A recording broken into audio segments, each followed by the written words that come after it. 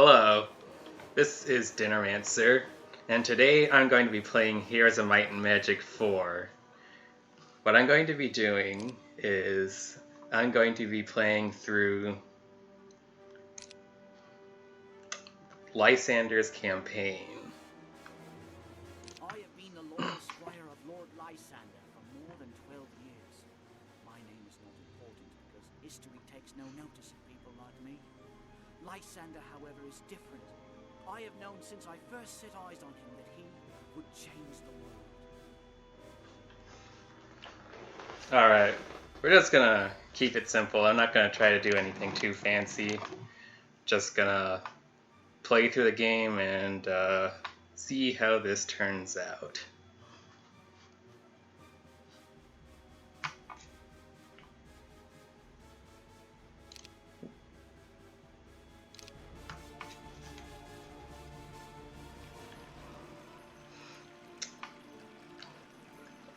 I'll go ahead and read the text. It's quite a bit of it, but you know, that's how these types of games go. I have been the loyal squire of Lord Lysander for more than 12 years. My name is not important because history takes no notice of people such as myself. Lysander, however, is different. I have known since I first set eyes on him that he would change the world. When we first met, Lysander had been a teen with web-thin whiskers on his chin. I learned later on that he had only been 16 when Queen Catherine knighted him. Queen Catherine, for those of you that might not know, is a major figure from the previous Might and Magic and Heroes of Might and Magic games. Looks like they'll talk a little bit about what happened at the beginning of this game. Everyone thought he was older because of his size. Even then, he had only been strong-willed and single-minded with an idealistic drive to make the world a better place. Perhaps if I were a proper historian, I would begin my story at the beginning. I would write of the attack on Lysander's family that separated him from his siblings, killed his parents, and forever fueled his hatred for evil necromancers who performed the deed. I would tell of his quick rise in the Arathian ranks, and how he became Queen Catherine's favorite knights. Perhaps I would even tell you how he led thousands of refugees through the portals to this new world before the Reckoning claimed the old one. But I will not.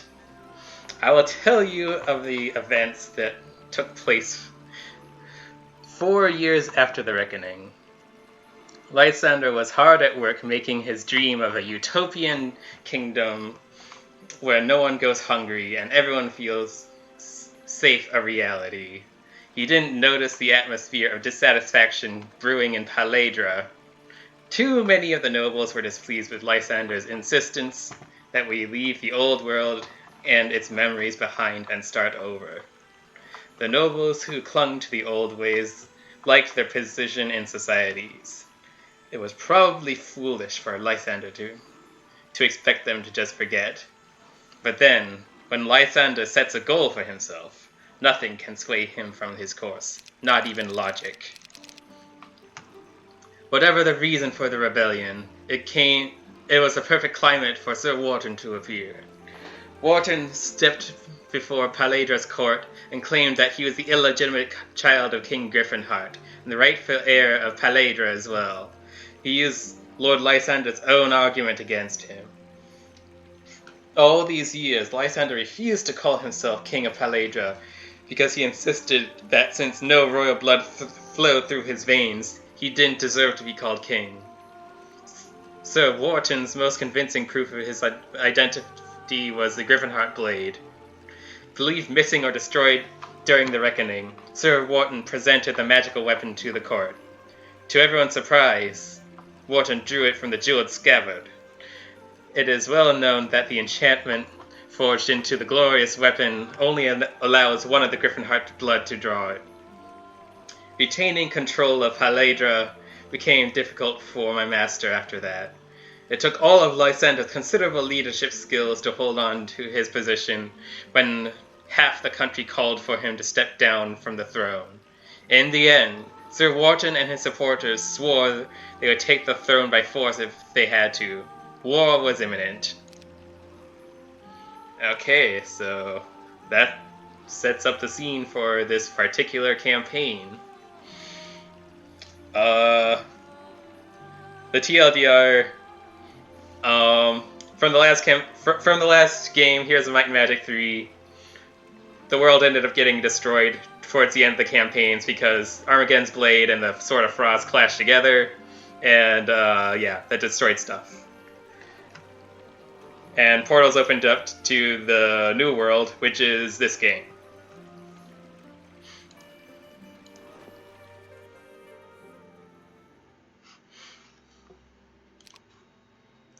Alright, so this is my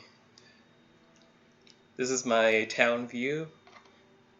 Usually the objective of any given game is to build up an army and take over everyone else, which I believe is the objective here. One of the things I really enjoy about this game and think is really interesting, each tier of creature, with the exception of tier 1 creatures, you have to choose one, and then the other is disabled. So it really makes you have to think about what kind of composition you want for your army. Now for life, even though Ballista are really good, I typically like to go with pikemen because they slow your army down less, and then get monks to have a higher level archer. Alright, so one other thing I'm gonna do before heading out, I'm going to pick a priest. Sure, we'll use Caitlyn. She's fine. So now I have a knight and a spellcaster in this army. That's the other thing that's different about this game compared to other Heroes of Might and Magic games, is the fact that heroes are units. So you can have multiple heroes in one army instead of only having one hero per army, and they take direct part in you directly control heroes, so you can actually lose heroes, like they can actually die.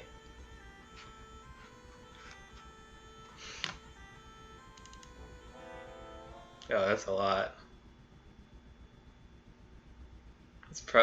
Let me double check to see if I have Holy Word.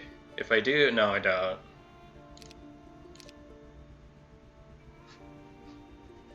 Alright, while I think about that, here's something else that's unique about this game. You can actually send out units by themselves. In all the other Heroes of Might and Magic games... Oh. Hang on, I want to turn up the speed on the animation. Let's see. Let's just make it 5. It might be a little bit hard to control on 6, but we'll see how fast 5 is.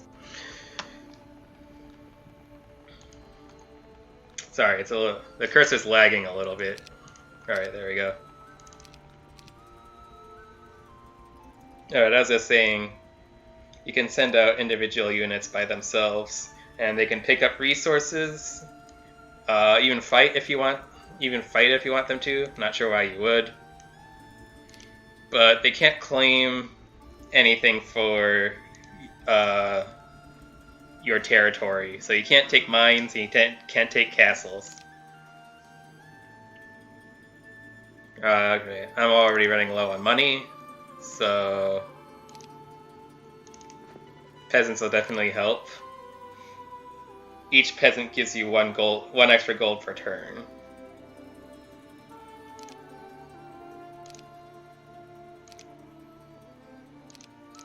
No, wait. Sorry, wrong one. Alright, there we go.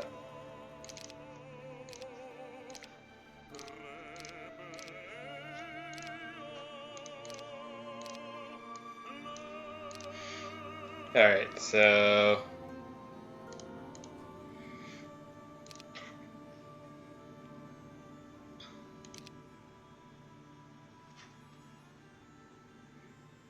I'll probably buy a hero for him next turn. How many heroes can I take to the next scenario? Let's find out.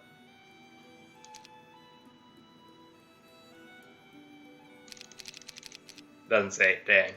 Well, I'm just going to hope and assume that I can take all my heroes into the next scenario.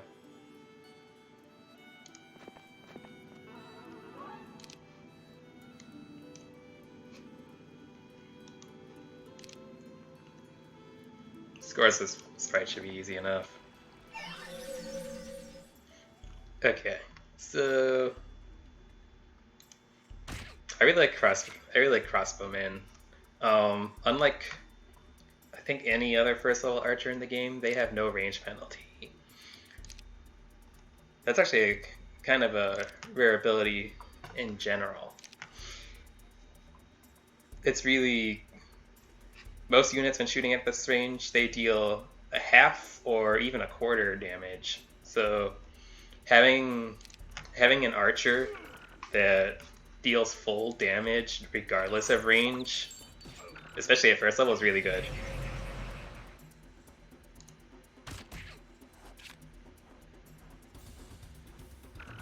Still lagging a bit.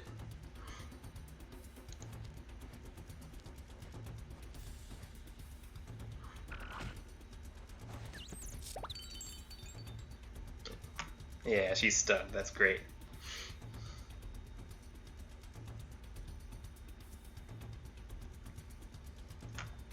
Let's just go ahead and finish her off. I'm gonna try to keep my peasants out of the battle. They're more valuable to me making money than dealing actual damage. And of course, they immediately get attacked as soon as I say that. I guess I'll attack with them now, because I use up the sprite's retaliation.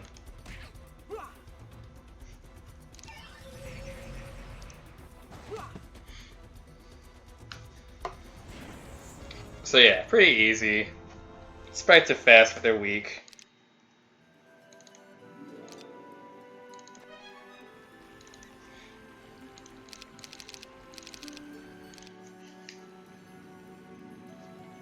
And probably just do the same thing on the other side here.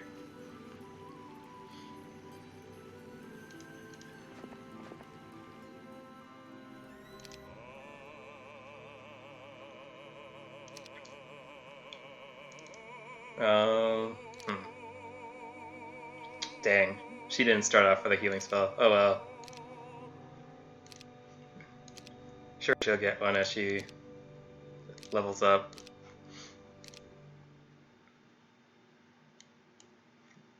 Right.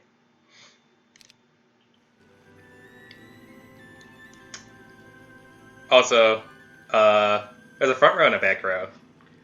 You want to stick archers in the back row.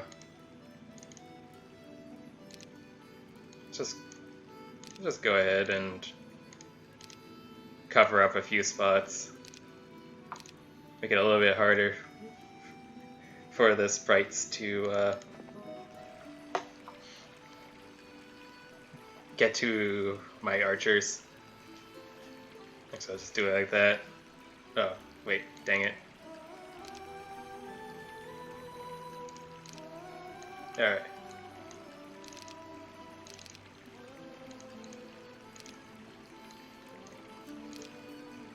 Alright.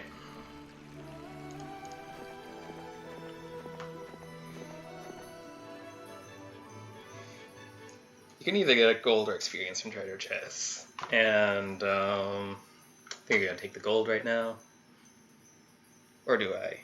No, let's take the experience. I'd usually go with gold, but, let's just go with the experience.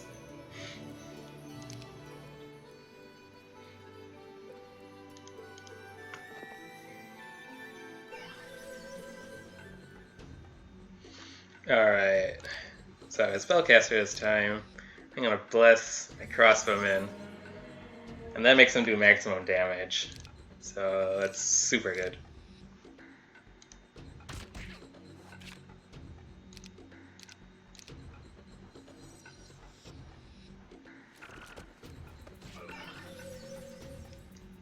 Go ahead and use up her counterattack with that one guy.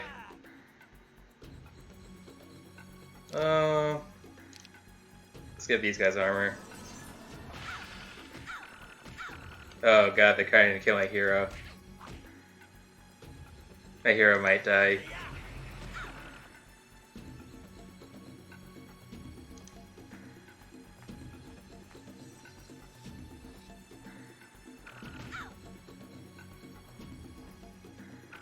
What? Why were they all trying to kill her?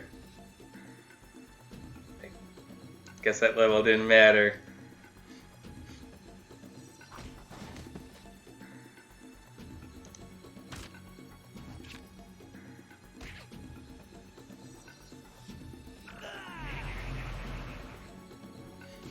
Fortunately, in this game, death isn't actually like a huge deal for your heroes as long as you're nearby a castle.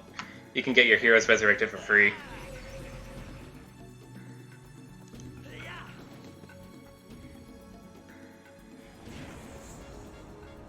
Alright. For whatever reason, that was a little bit rougher than on the other side with Orin. Gosh dang it, that's actually really annoying. So, like I was saying earlier, no hero can't take over this sawmill. So, have to wait a turn for that. Let's see. That's just wood. So I'm actually going to ignore that for now.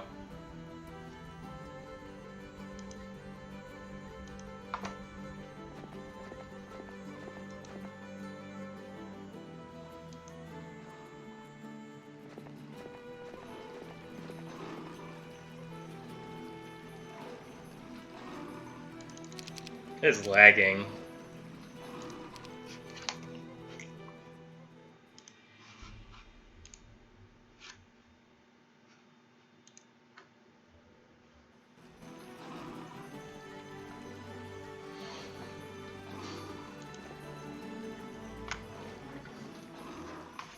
So,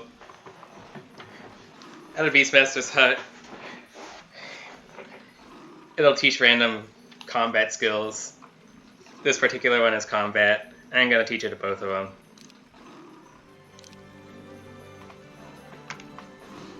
Combat directly makes your hero sturdier and a better fighter in combat. So, it's a very valuable skill, and I typically teach it to all my heroes, even if they're primarily spellcasters. The combat skill itself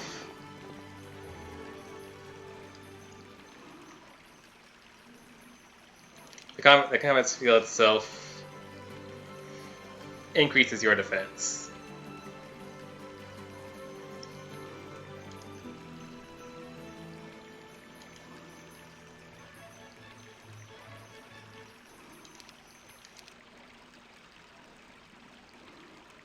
Speaking of defense, let's give Lysander an extra +6. Is that just Pandora's box? It is literally a Pandora's box, and it's guarded by freaking wolves. I don't remember if you can ever get anything bad from Pandora's box or not. It's just like some random drop.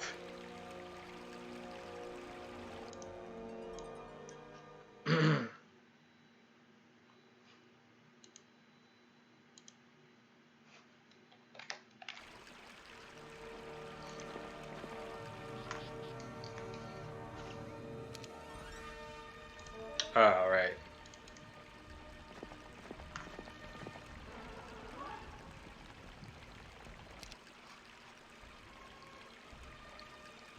Let's try to get this external dwelling here.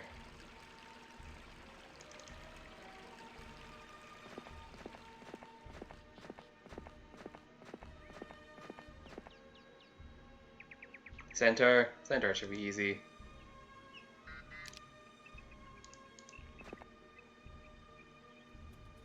Oh, there's a lot of berserkers. This could actually be tough.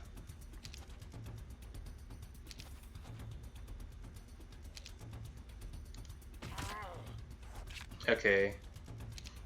Let's actually just pretend I didn't do that.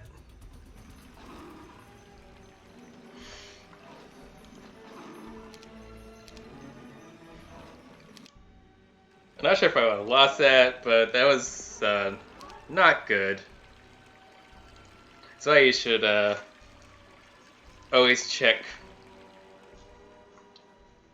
if what's displayed on the map is accompanied by something else.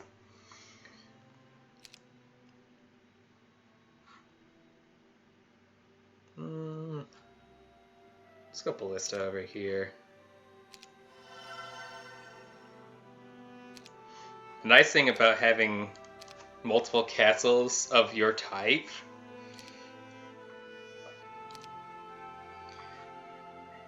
you can mix and match your own units. So eventually you can just like drop out the lower tier units from your army slots and just have higher tier units.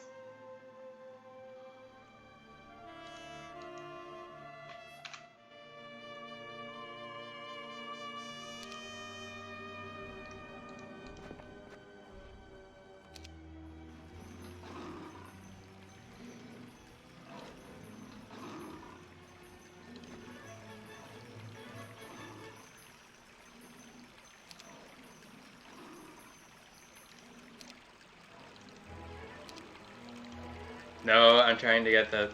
Yes, thank you.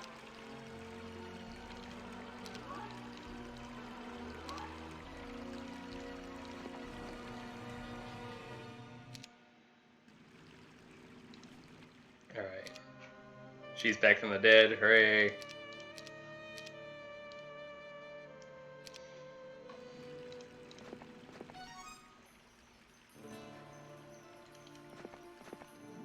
Alright, now I'm producing wooden ore. Awesome, because this castle loves wooden ore as a resource, so... You're pretty much set with just those two for this castle sometimes.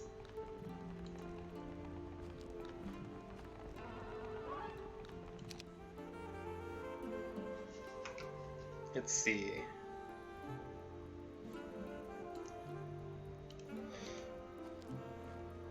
Can I get past this wolf? No. I can't get past this wolf.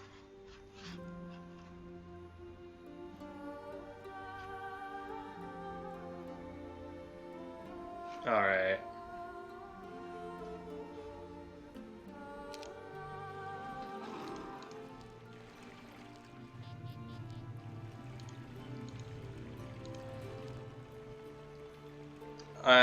Those orcs might kill this squire.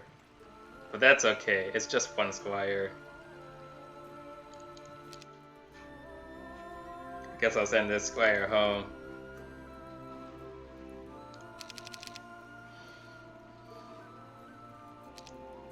End my turn. Oh, they're going to attack me, huh? Well, I've got a bow. What you gotta say about that?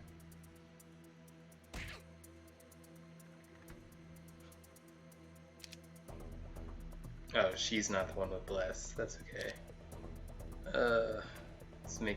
Let's give them armor.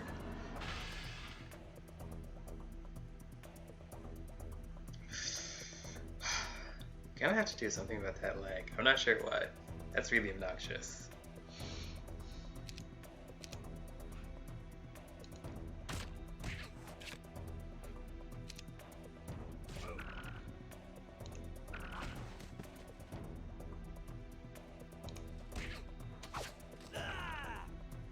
That's the annoying thing about sprites, is just get to your archers so quickly.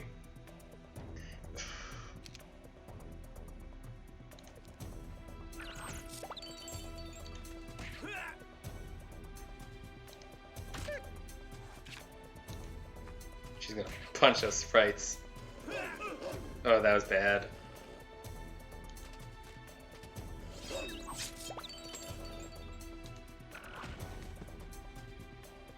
Gonna heal him.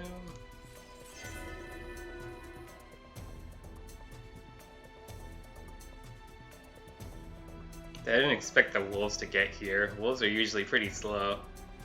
Do I even have enough room to make a long-range attack? Barely.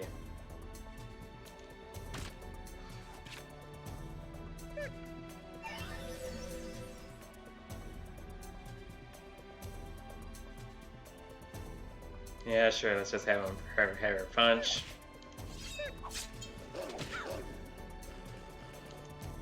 Who the hell goes up and punches a wolf? That's pretty hilarious.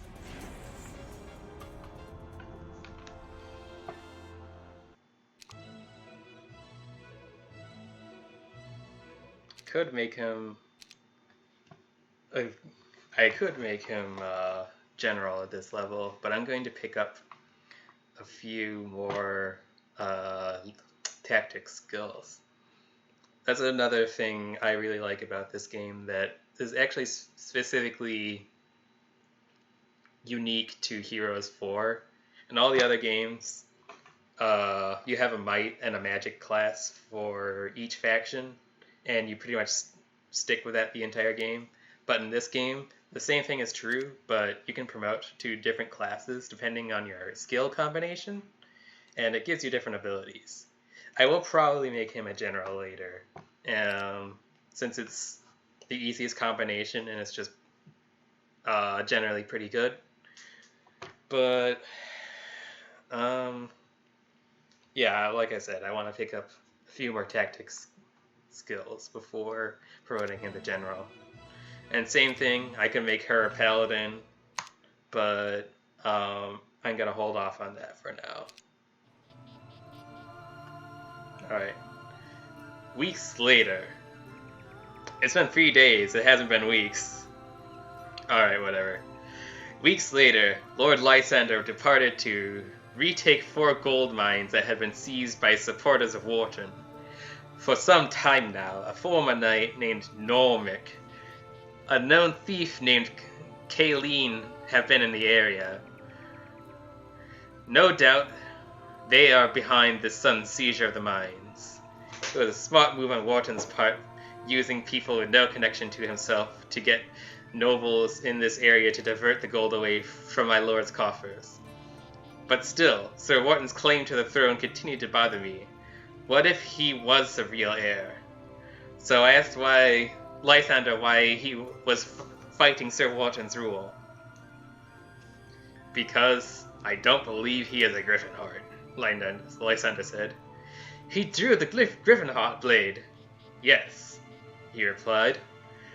That was the one piece of evidence he couldn't dispute. There's something about Wharton that doesn't seem right. For instance, he says he got the Griffinheart blade from the King's Swordbearer, who brought it here from Arathia. But where is this Swordbearer? If Wharton were truly a Griffinheart, wouldn't he have presented this Swordbearer as evidence too? What if you're wrong, my lord? I'm not, Milton. I know it. Among all his attributes, I admired Lysander's confidence more than anything. It's probably a good place to stop off for this part. I'll just go ahead and save while I'm thinking about it. Campaign. Alright, so I'm gonna keep going with this campaign And yeah, I will see you all next time. Thank you for watching, and have a good day.